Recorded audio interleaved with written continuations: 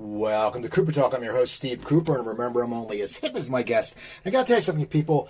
The guest on my show today has such an amazing resume, whether it be TV, movies, Broadway. She has been acting for a long time and has been in movies with some of the best actors. And when I used to see her on Letterman, I think David always had a crush on her because he always gushed over her. And she has a new movie coming out where she plays Nancy Reagan, and it comes out August 30th, opposite Dennis Quaid, and my guest is Penelope Ann Miller. How you doing, Penelope? Hi, I'm good. How are you? Good. So I want to hear about this movie because it's funny. I'm connected to Sean McNamara on Facebook. We're friends on Facebook, and he started posting. The director started posting. You shot it in 2020, right? Yes, we did. Yeah, it was the beginning of the pandemic. We were one of the first films out of the gate shooting during the pandemic. It was kind of crazy. We shot in Oklahoma, Guthrie, Oklahoma. So there was a lot of restrictions. We were kind of in this small town and not allowed to really go anywhere. So we had to create our own family. And luckily, one of the good things about that period of time for me anyway, was that I got to have my family come because no one could go anywhere. So my daughter who was in school was Zooming school so she could Zoom in the apartment that I had and got to be with me. And then my older daughter got a job on the film, so that was cool. And then my husband, so it was kind of a family affair. And then the other, Dennis had his kids come and go a few times, and the producer had his family. And so, yeah, it was kind of a family affair while we were filming. So tell me about the role, because, you know, you also played Mary Todd Lincoln, and you've played Mary Kayla Turner, you've played, a bunch of different people. I played Joyce Mitchell. Yes, yep, I know, and then you played Jeffrey Dahmer, Joyce Dahmer. Yeah. So tell me Joyce about... Dahmer. Yeah, yes. Tell me about Nancy. Real-life characters. I know, you've done a lot, and you were in a Giuliani movie, and you played an actress in Chaplin, so you're someone who's done a lot of real-life characters. True. So yeah. There's more than I even realized. You've just brought up some that I hadn't even remembered or thought of. And there might be more. I'll have to go through my IMDb or something. But yes, I played some true life characters. And this one, Nancy Reagan in this movie is probably the biggest, the most iconic, the most well known, I believe, of all the real life characters that I've played. So therefore the most daunting and challenging, I would say. I mean, Mary Todd Lincoln was really interesting. Another First Lady was a very interesting character, but there wasn't a lot of film, obviously any film on her. I mean, photographs, a few, but interviews and that sort of thing, which I got, luckily for my research with Nancy, I got to be able to study her, physically, and her voice and her essence and her mannerisms. With Mary Todd Lincoln, I read a few books, and that was really interesting. But she was pretty fascinating, and there's some interesting parallels between the two of them, actually, which I found also interesting. What are some of those? Yeah. What are some of those parallels? Well, Mary Todd was not popular as a First Lady. She was kind of vilified, and poor thing went through real melancholy because she lost 3 of her 4 boys, all tragically and through horrible illnesses, and then one was a death in the war, and then another one sort of turned on her. But Abe Lincoln, President Lincoln, he was very popular, but she was unpopular. And I found the same with Nancy. I think Nancy was not necessarily the most popular First Lady. I mean, now in retrospect, people look back and I think appreciate her or look at her differently. But I think at the time she was criticized and vilified quite a bit, and for some of them for the same reason. So when Mary Todd Lincoln got into the White House, It was in shambles, and it was a mess, and it was just downtrodden, and it looked horrible. And she said, this is the people's homes. And she also started these sort of tours as well, and then parties, big Christmas parties and things like that. So she was very into wanting to be proud of this home, which she figured was America's home. Same thing with Nancy. Nancy got to the White House, and the plumbing, the electricity, the carpets, everything was a mess, and she really wanted to make it, beautify it. And she felt it wasn't just for, and a lot of people maybe don't know this, but she didn't use taxpayer money. It was privately funded. So she still got criticized for spending money at a time when, I guess, we were in a recession. And of course, with Mary Todd, it was a civil war and a depression. And then they also liked fancy clothes. And Mary Todd would get all of her French silks and everything from Paris and loved to dress nicely. But she felt that that was her duty as well. And Nancy Reagan was a fashion icon, and she would borrow most of these designer clothes, but she put a lot of these designers on the map. So it was sort of a mutual win-win. But yeah, so, and then there was the whole China story with Nancy, because she replaced the China, and that was a lot of money, but it was privately funded money that was raised. But when she got to the White House, there was no matching sets left. There was everything was either chipped, or people had stolen pieces. They put a little, saucer in their purse to take home a memorabilia.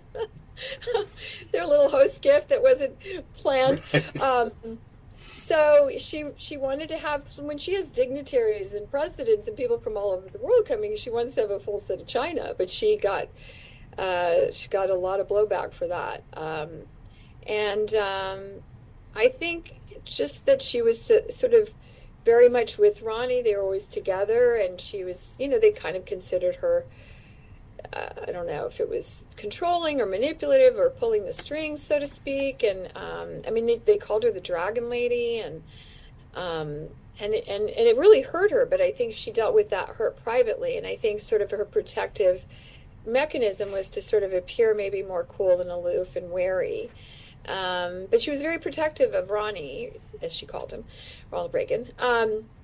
And I think that was just part of her, or her, let's say, public persona, but privately she wasn't that way. And she had a double mastectomy during the White House years. She went through a lot. Of course, then there was him getting assassinated, which was, frightening. And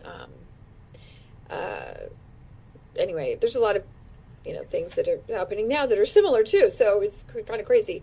But anyway, I found out a lot of that she kind of suffered in silence. But she was so devoted to her husband and to him being important and popular, and doing that, she really, stood behind him and was very protective and loyal and devoted. And sometimes people kind of see that as being manipulative or controlling. And I was saying a man behind a man is a strategist, but a woman is a manipulator. It's that sort of being sidelined or misogynistic kind of mentality. You did your research. Now, when it came to the creative process of playing that role, did all that go on? Like you just said, how she felt that hurt and she internalized it. Did you put that into when you would do your scenes? Because she's very complex, as you said. She was an actress. She was very complex. An actress. She didn't know about politics. So how do you translate that? Because you are an actress, and you're also playing across from Dennis, as I said earlier, you've been worked with some amazing people. So you know what you're doing. It's like, you know what you're doing. So you're in the big leagues. But how do you take that internalization she had? Does that help you develop the character when you're getting ready to play her? Oh, absolutely. Finding out as much as I possibly can is the most important thing, especially playing a real life character. And I read about, 6 books on her. I read her autobiography, which is called My Turn. And I carried that around with me. You should see my book. It's got little sticky pad notes in it. It's dog-eared. It's underlined, highlighted. I tried to incorporate a lot of that in the movie, and even in some of the dialogue, I said, no, she said this, and Howie, the writer, was always so incredibly collaborative, and he was like, this is great. Because why not use her own words, right? but all of that was, and interviewing people that worked with her and knew her, and all of that was so important to capture her essence. And that's really all I cared to do, as opposed to doing sort of an imitation or mimicking her, trying to, I didn't. It was more that I needed to feel who she was internally to be able to play her externally, and that also helped. Also, the wigs, the costumes, all of that helped me get into her character. And I feel like when you're playing somebody like that, you owe it to their legacy. I mean, they were real people that have family and friends and people that know them, and not only there's always the fear of the comparison and whether they think you're up to snuff or what not, but I think I owe it to her as a human being who existed in this world, who is historical, who's iconic, that I wanted to be as authentically real and true to her as I possibly could. And that I make no judgment on. I make no judgment. Even if I'm playing Mary Kay Letourneau or Joyce Mitchell or Joyce Dahmer, I mean, you can't judge them when you're playing them, because then you're outside of them. And so it's really important that I don't make a judgment, that I'm just the essence of that person, good or bad. What was it like playing Dahmer? Because, that series was great. You were great in it. And you think, Thank you. The guy was a monster. I mean, the bottom line is, and you think about it, like, I always think when I see some tragedy happen, I'm thinking the parents' lives are ruined and the brothers' lives, everyone's life's ruined. But how do you attack a character like that? Because, we don't want to like you. I mean, you're going into that role going, we don't like her. She's Dahmer's mom. But does that ever, mean, as an actor, does that ever get in your head, like, they're not going to like me? And something like we all, no matter what we do, we all want to get some compliments. But, I mean, how does that do when you play her, or Mary Kay Letourneau was very polarizing. Most people can, but how do you attack that? Like, do you sit there and, because you seem very nice, and so you can't bring that into the role. So, no, I just joke. It's funny. I one thing I did watch when Johnny Carson said he had once called you Penelope. Penelope. Yeah, I watched that. That was cracked me up. But so how? And then I called him Johan. Yeah, I know, it was great. I got him back. And you told him your father was going to have a baby, and he was like, "What the hell's going on?" Tell me about when you play a crappy, like someone who's just awful. I mean, how do you because when you come out of that character, you have to go back to your regular life. Yeah, I mean, once again, it's like, I'm not judging her good, bad, evil, dark, all of those things. I mean, certainly playing Joyce Dahmer, I mean, she had a lot of struggles emotionally, personally. She was in an unhappy, emotionally abusive marriage, and she had this really bizarre relationship with her son, and she went through her own postpartum depression, and I guess in a way, I mean, I know this sounds weird to say, but I kind of empathized a little bit, because she was kind of a victim of her own circumstances, which was, she was mentally unwell and emotionally unstable, and she was in this, marriage. And then I'm not saying that I agreed with how she handled anything. And then it's like there's that guilt that you live with, or she lived with, or one does, if they produce a child that's doing these sort of horrifying acts. You can't comprehend it, and you blame yourself. And she did, and then they would blame, the husband and wife would blame each other, and that happens. And so there was a sense that, and just being, it's not necessarily her fault that her son was that way, but you can't help but think, was there elements of things she did that contributed to maybe, but, this kid may have just been born evil or dark or whatever he was a monster, like you said. But when I'm playing her, I just want to just figure out what all of the depth of her, and then be able to kind of go out there and just portray her as realistically as a woman in that situation would be.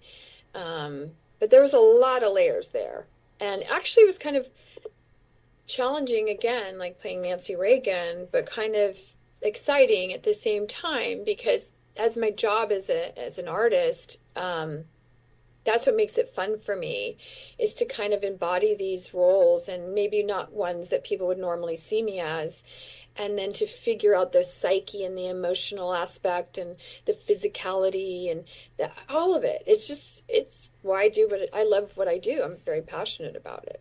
So what made you become an actor? I know you grew up in LA, but then you ended up going to New York, and you ended up on Broadway. But what, as a kid, did you want to get into it? Did you know? Because, were you the showboat as a kid, or were you precocious, or what were you like as a kid? Well, okay. So my father, Mark Miller, was an actor, and then ultimately became a writer, producer, and he was on a TV series. You may know it. Depending on everyone's ages, but it was this show called Please Don't Eat the Daisies. He became well known for that, and it was a TV series with Pat Crowley, and it was successful for the few years that it was on the air. Then he did a film called Savannah Smiles that he wrote and produced, and then he wrote a movie called A Walk in the Clouds. So anyway, the point being is that I grew up with my dad being in the business, and so I was exposed to it. I grew up in LA, I grew up in Brentwood. I was around it, clearly. My dad had friends in the entertainment business, and so did my mom. My mom actually interviewed Nancy Reagan in the late 60s. My mom was a journalist for Harper's Bazaar and in Life magazine. But anyway, I digress. But I was exposed to it. So, but I also think it's one of those things that you kind of have this feeling about. And I we did plays in our backyard. We did shows for my parents' parties. Like we put on little skits and talent shows, my sister and I, and we built a stage in our backyard from planks and logs. I mean, and then I was in elementary school, I was in a play, and then in junior high, which is now called middle school, I was voted actress because I was in the school plays and getting parts in the school plays. And then in high school, I did a little bit. So it was in my blood in a sense, but I think, it's either innately in you. So that was my introduction. And then I just had that acting bug. And luckily I got when I moved to New York and I started studying theater under Herbert Berghoff, and then I got Biloxi Blues on Broadway, and that was just everything. It just turned my career just went from there. I've talked to a lot of actors who've been on Broadway, and they always say, it's a goal, but then they go, the backstage and the theaters aren't that great. I mean, what was it like? Because they're just like dirty. They're just not what we think. We think like a concert venue. But what is it like for a young actor, when you're a young actor, be on Broadway? I mean, what goes through your head on opening night? Because it's Broadway. I mean, that's what people know. I mean, what is it like? How did you handle that? Because it must have been a lot of pressure on you. Yeah, I mean, being as young as I was 20, and then I turned 21 during the show. But luckily we toured. We opened, even though it was a massive theater, we opened at the Amundsen Theater at the Music Center, and then we played at the Curran Theater in San Francisco, and then we ended up on Broadway, and it was 1984, 85, 84 into 85. And it was super thrilling, and I love backstage. I don't even care if it's kind of funky. I just feel like there's so much history there. When we did Our Town on Broadway, we worked at the oldest theater on Broadway. It was the Lyceum Theater, and there was probably asbestos and mold, and I'm probably it's probably in my system, and I'm gonna have to detox the rest of my life. But to me, the history and being in old theaters and also the way they built those theaters then, I mean, certainly in the audience, they're beautiful. And I just love the history of it. And it didn't bother me that they were not super grand or fancy. I liked that we were kind of all in it together, and nobody really had one better than the other. Or maybe Matthews was a little bit big. Matthew Broderick. It was a little bit bigger. I don't know. But it was fine. I loved it. I just, and back to your question, yeah, it's scary. It's scary to go on stage. It doesn't matter how much you've done it. It's always that those jitters, but then that adrenaline turns into, what energizes you for your performance. Once you're out there and you're getting the laughs or the applauses or the tears or whatever, I mean, you kind of go into a whole other realm. You're just on. But the thought of it now is pretty daunting, actually. I think I was kind of fearless when I was younger in a lot of ways. Yeah, but I'll be honest. I did stand-up comedy from '88 to '95, and I just started dabbling in it back here. That would frighten me. But actually, when you get older, I'm fearless. Like when I was younger, I wasn't fearless. Now, but now I'm fearless when I go on stage because I think I'm like, I'm a crotchety old man. I don't care, But it's one of those things. I think as we get older, I mean, if you probably went on Broadway right now, you would kill it because you've done it. You've had this career, and you'd probably just be like, what's worse is going to happen? They can't strip my resume away. I think I would be nervous. I think I'd be nervous, but I think once I got through previews or whatever, I would be in a groove and I'd feel good about it. But it's a lot of work, theater. But I'm so grateful that I had that as my starting ground. I think it legitimized me as an actress. I think people looked at me differently. I think that's what got my career going because I think it was impressive. And being from LA, moving to New York, doing theater, all of that, I think really helped me a lot. And for my career, like I said, legitimizing me as a serious actress, real contender. So that was a very, very exciting time. I knew once I got that play, everything would change for me. I mean, Matthew Broderick was just becoming a huge movie star. He'd just done War Games. He left our show to do Ferris Bueller. I mean, there were swarms of girls, or fans outside of the theater. And then it's Neil Simon. You can't really go wrong, And the first of the trilogy, we were in the middle of the trilogy. Brighton Beach did really well, and then here we were the second part, and we won the Tony, and it just it was super exciting time for me as an actress, and then my career kind of, like I said, took off from there. How did that transition? Was it something that Hollywood started searching you out? Because a lot of people, even if they're on Broadway, a lot of people want to stay on Broadway. I mean, it's something that some people love that. But what was your path to all of a sudden you're in these giant movies? Well, I just had a vision, and it's kind of wild. Like, it was almost like there were all these people I wanted to work with, and then I got to work with. I mean, it sort of shows you, I know this sounds very esoteric and spiritual, whatever, but I feel like, it's like manifesting what you want and it happening for you. It's like putting that energy out there. And I think the confidence that I had, and I think the ability of why not me? Why shouldn't I get this role? And so as opposed to like, I probably won't get this role because there's so many other actors that are just as good, if not better than me. And then, there's that whole thinking that you do, this self-conscious thing. And I just think when I was younger, as we talked about, I think I just had this sort of confidence. I had this like ability to think, I can do this, and why not? And I should, and I want to do this, and this is who I want to work with. And I think that just helped me energetically, when I walk in a room, which people don't do anymore, they do self-tapes. So I think that's kind of a shame for young up-and-coming actors. But I think it helped me. I did want to do movies. I definitely wanted to do movies. I wanted to do it all. Television at the time was considered a different level. Nowadays, it's all the same. But and I did TV too. I did an episode of Facts of Life, and oh my gosh, the Michael J. Fox show. Why am I blanking? Family Ties. Family Ties. Thank you. Wonderful Family Ties with Michael J. Fox. And my scenes were with Justine Bateman, and that was fun. But I did that stuff, and I did A Saint Elsewhere. And then I did Adventures in Babysitting, and then I got the movie of Biloxi Blues, which was really cool because most of the original actors from the Broadway show weren't in the movie. It was a different director and producers and all that, and so I had to win that. I had to win Mike Nichols over to get that. What is that like? Like when you have to audition for a role that you've already played on Broadway. Yeah, I mean, it's like, wait, as an actor, that must be like, this isn't Yeah. cool. Just give me it. Yeah. Well, it wasn't.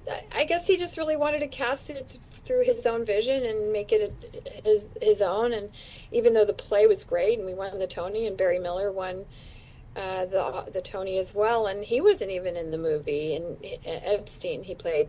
I guess the one good thing was that I knew the role so innately. I had already this chemistry with Matthew that when I read opposite him, everything came just so easily and naturally.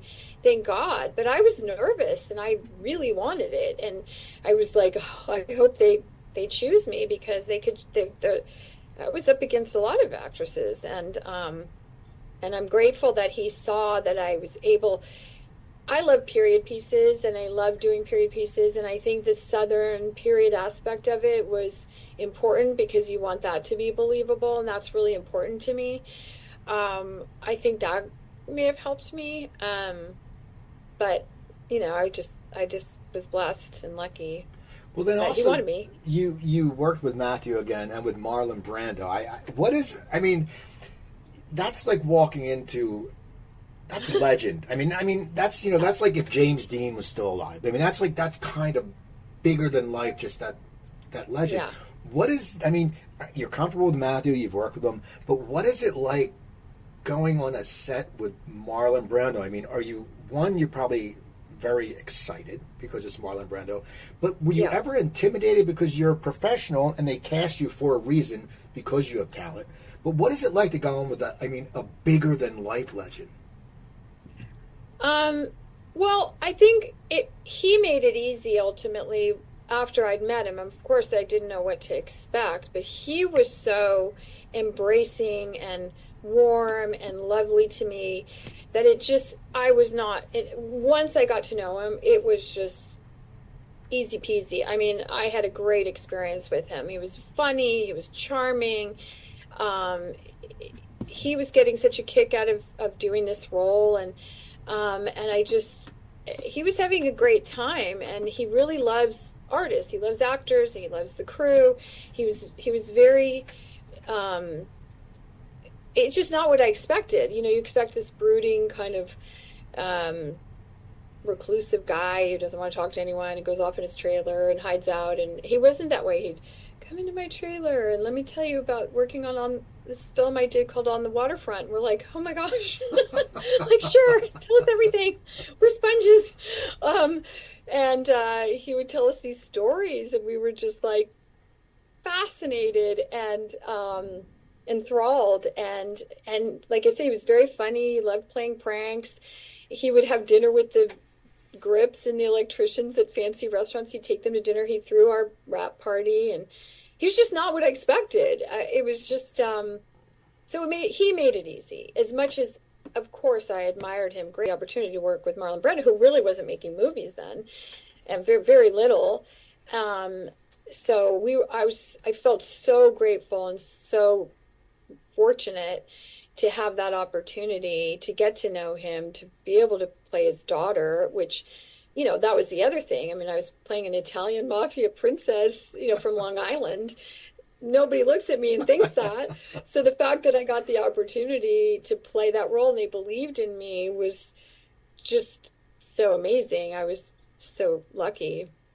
Well, then you go in this role. I mean, I just look at it and all the people you work with. I mean, then you have awakenings. I mean, DeNiro and Robin Williams. I mean, at that point, were you getting offers? Were people like, you're the hot person in Hollywood right now? Give Penelope this, or how was your managers and agent handling you? What were they trying to throw you in for? It made it easier when you're submitting me for a role to say, oh, she's worked with these people, or this is what she's doing, and then I have these credits. So that would definitely get me in a room.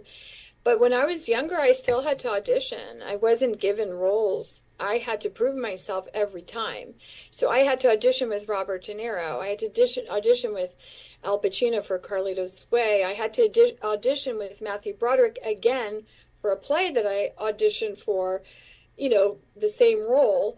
I had to audition for The Freshman, play opposite Matthew again for not only Biloxi Blues, but for The Freshman. So every time I had to either do a screen test, an audition, I'd callbacks, I mean, the whole shebang.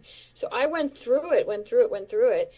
Um, it's, it, it was part of what I had to do because I was competing with other actresses my age and they always wanted to see you in that role. They wanted to see that you could do that role.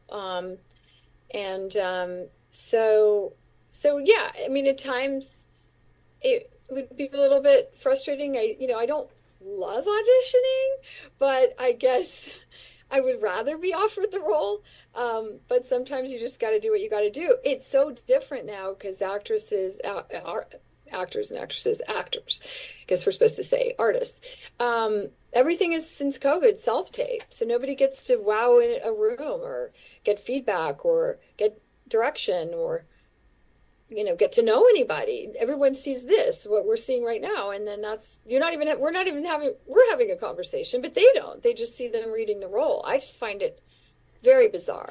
Yeah, how have you acclimated to that? Because once again, you do come from the room, and there's actors I know I've talked to who have gotten the part when the role was supposed to be someone completely different, and they've gotten the part because they went in the room and they wowed it. And I think it's that spark when you're in the room.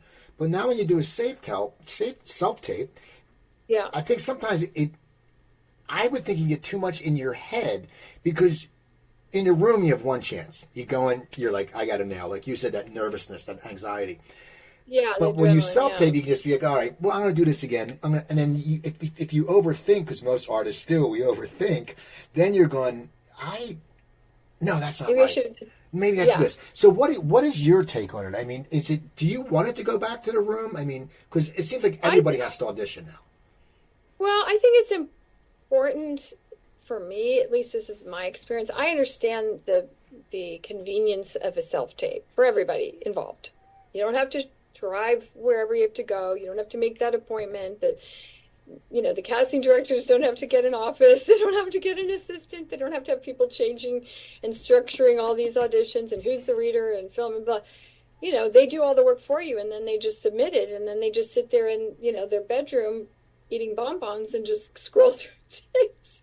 So I just think there's something, and it's hard. I think there's people who are good at auditioning and some people aren't, and still good actors. So that's, in one sense, maybe it gives you the opportunity to be more relaxed and then be able to do a few different takes, but then you don't get that feedback. I think coming in a room, building on those relationships, getting that feedback, having those experiences, getting out of the house, going to these places, I think that that's really, really important. My daughter, who's 23, is an up-and-coming actress, and I do a lot of the off-camera auditions for her. And I just find it strange because all these casting people who I know don't know her other than seeing this and seeing her reading a role, not having a dialogue or getting to know them or knowing anything about their personality or whether they can take direction.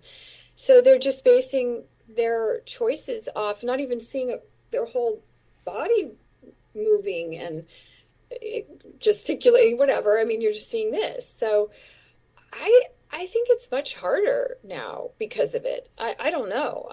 Some people love it because it's not as scary. I mean, it can be scary walking into a room for people with their arms crossed going, okay, show me what you got. And then to have an art to know how to warm that room up or be able to read the room or know how to engage or know how to, some people are really shy too. So I guess in that case, but just to make it and break in, I think it's harder now, in my opinion.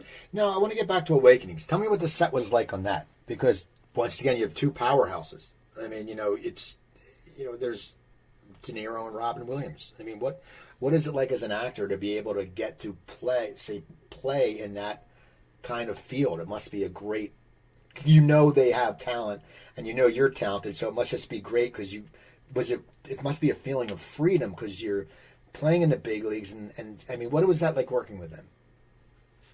Well, I mean, when you're playing with great actors, I mean, you mentioned Marlon Brando to Robert De Niro, Al Pacino with Carlito's Way and Sean Penn. And I mean, I just think it's like they say, I know it sounds cliche, but it's like, let's say you're in you're playing tennis with a great tennis player, it sort of raises your game. You know, you have someone that you're playing opposite with, and then you're reacting to that person who's so good and so in the moment, and so that character that you can't help but kind of you got to be on their game level. And so for me, it was always so thrilling and exciting when I got those opportunities, because I knew it was only going to help me grow. I was going to improve. I was, working with the big leagues, like you said. And so I just needed to be on my game and be really in the moment, really focused, really prepared, maybe work harder and like I said, I was always learning and growing from all those experiences. So I just wanted to be at their level if I could. So it didn't make it harder. It made it easier. When you're playing with good actors, it's easier. Trust me. A bad actor is really rough. I mean, yeah, you don't want that, because it is like, whew, you're on your own, and you're kind of like, help. So I welcome any day working with the greats, because it made it easier for me to play opposite them. The better they are, hopefully the better I am, and the easier it is. No, if you understand what I'm saying. I understand. Now, at what point did you feel like you were really hitting your stride? Because it's something where, and I'm sure, and I know actors, anyone, you always want to learn. I've done over 1,000 of these interviews, but I learn from everyone. I'm never going to sit there and go, oh, I'm the best interviewer ever. I'm not. I always feel like I learn from every interview, but I've hit my stride. I've hit my stride at like episode 700. But what? Mm-hmm. When did you ever feel like you really hit your stride? Because once again, you're in these productions, and did you just? I mean, you know what I'm talking about. Just when you feel like your stride, you feel like I've achieved it. I feel comfortable. I think it just really always depends on the role and who's in it and who's directing and all that stuff. So. But I mean, in terms of like from when I started to where I went, I mean, I hadn't really thought about that. So I feel like, I mean, I just felt like I guess I kept growing. Maybe when I was doing Carlito's Way, that was sort of although when I did Our Town on Broadway, that was pretty amazing. And I think when people saw my performance in that play, that kind of took me to another level. Cinematically, though, I mean, Awakenings, obviously those scenes with DeNiro were really special and beautiful. But I think the real, like, kind of leading lady of a movie with these incredibly iconic actors and director, that to me, I think, was when I kind of feel like I hit it big time. So, and not that working with Marlon Brando, it was just a different kind of role. It was a comedy and it was fun, and it showed a different acting ability than which I love doing comedy, by the way, but different. The Carlito's Way role, I think, was just more emotionally complex and had a lot at stake. So now comedy wise, tell me about working with DeVito. Because other people's money. I mean, once again, it's like, he just looks like, I'm from New Jersey, he's from New Jersey, so every New Jersey person that's about, he just looks like he's just like what you see, like I don't know, and in a role like that, I mean, I saw the Tonight Show, I watched that this morning when you gave him the sushi, and it was just so funny to see you feeding Danny DeVito sushi. Danny DeVito sushi, and having a love relationship. Yeah. So what is it like when you work with someone like that? Because once again, it's not as intense. You said Awakenings is a very caring scenes with Robert De Niro. And now DeVito, you're going to have fun with. Yeah. No, he is like what you would imagine he would be. He is like, he's funny, he's charming, he's silly. I mean, we had a lot of fun, and it was very easy to work with him. And it was, and Norman Jewison was so great too. And that role to me was one of the, I think, scariest roles that I played. Scary, maybe I'm using the wrong adjective, but I guess playing a lawyer, I was supposed to be sort of, lawyer jargon is not my go-to in life. I'm like, learning those lines is hard. I wanted to be believable. I wanted to come off very, strong and confident and all that. And I beat out a lot of these like really big actresses who were like I was, huge fans of, and I was just like, oh my gosh, they picked me. I hope I can live up to this. So I guess I was nervous about that role. I loved it, and I loved the opportunity, and I loved working with Danny and Norman, as I said, and Sven Nykvist, who was an incredible cinematographer. I guess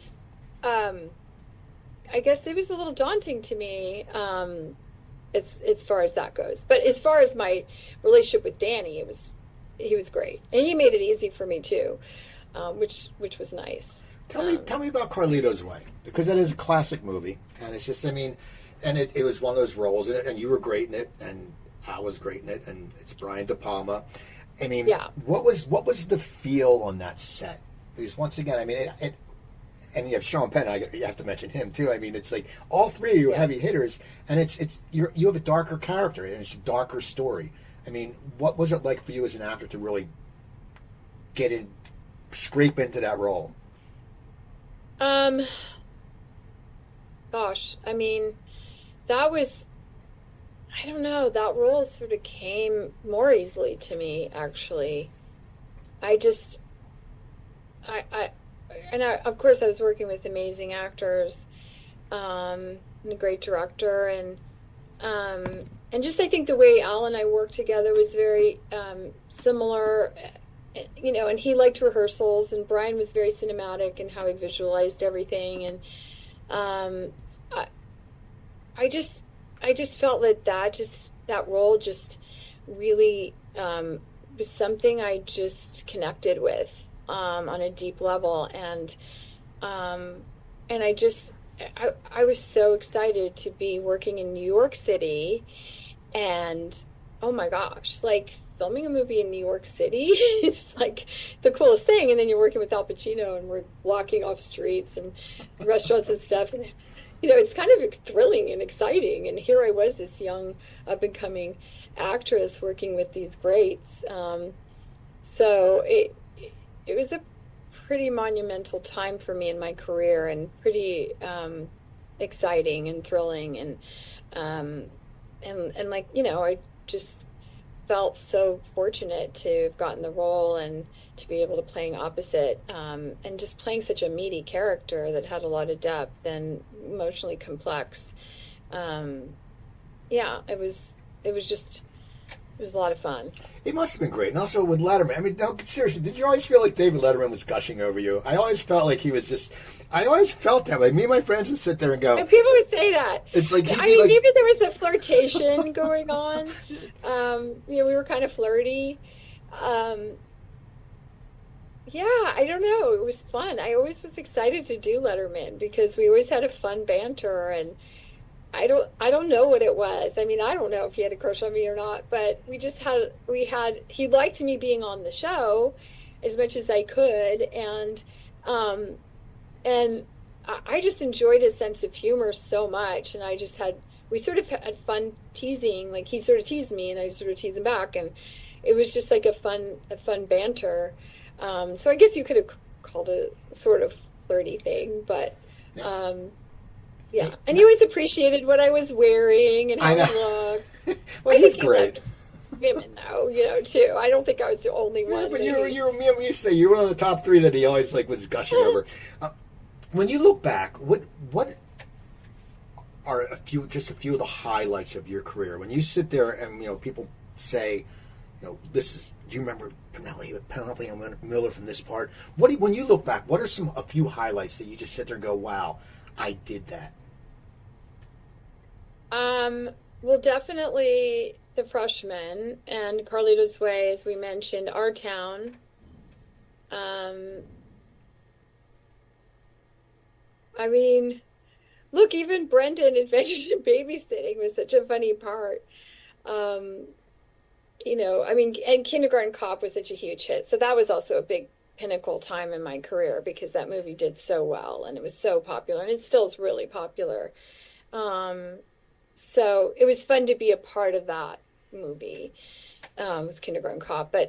Um, but yeah, I mean, I did look back on a lot of them, and I'm kind of like, look, and then there's these offbeat ones that I've done, which look, I was excited to play the Dahmer role. I thought that was an interesting character for me, even the Joyce Mitchell one and Mary Kay Letourneau. I look back and go, oh my gosh, I played these women. I mean, with Joyce Mitchell, like I had to. I mean, I didn't necessarily put on weight, but I mean, I had to kind of wear, a suit that made me look bigger, and I had changed my teeth, and I put these glasses on, and I had this crazy hair. I mean, I like kind of not looking like me sometimes, completely transforming. And that's kind of like, and also, the side by sides. Like I have this great side by side of both of us in our jail outfits. And now hopefully with Nancy Reagan, I mean, we have some great side by sides of Nancy and me in the same iconic outfits and looks and everything. And it's to capture that and be able to look like that person is, I mean, certainly now when I look back, probably my most challenging role that I've played so far is Nancy Reagan. So I'm excited for people to see it. I hope I did her justice, and I hope I made her proud or honored her legacy. But that was daunting, very daunting to play her. One final question, because I know you have to get off soon. What are you proud of in your career? You can say what you look back, but what makes you proud about your career? Like some parts that just you're like, it's anything. Some things show pride. What is something that makes you proud that you've chosen this path and you've been successful at this path and you're still doing it after, where most people drop out. I mean, it's hard. It's a hard business. It's a very hard business. But what do you look back at? What makes you proud when you look at yourself now? What makes you proud about your career? Well, certainly the longevity. I mean, I've been doing this since I was 20 essentially. Could I say my age or say my age? I think people know if they go on my Instagram. I'm 60. So that's a big span. And I think to be doing it and still playing these kind of amazing roles and working with amazing people, I do look at the whole picture and I think, wow, I started there and look where I'm still working. And I still love it. I'm pickier. I mean, there was a period of time maybe I wasn't as picky and I should have been. But certainly I look at the first part of my career and the trajectory I was on. It was sort of like I was just like I was, in a way. There was a period of time where it's like, she's the it girl kind of thing. I still had to prove myself and all that. But, I was competing with a lot of amazing actresses, incredible. And so I look back at that and think like, wow, how fortunate and blessed I was to get those opportunities. And then that just built on itself. And then there might have been a little and then I had children, and then I started focusing on my family, and then getting work wasn't as important. And then sort of like now it's sort of come back, but I want to pick and choose because I like being home with my family. I love traveling. I like my downtime. But when I work, I go full throttle. I give it like 200%. Like anyone knows me, as even my kids or my husband, and I'm just all in. So it's good for me to check out too and have a life. So that's important to me. But I do look at that.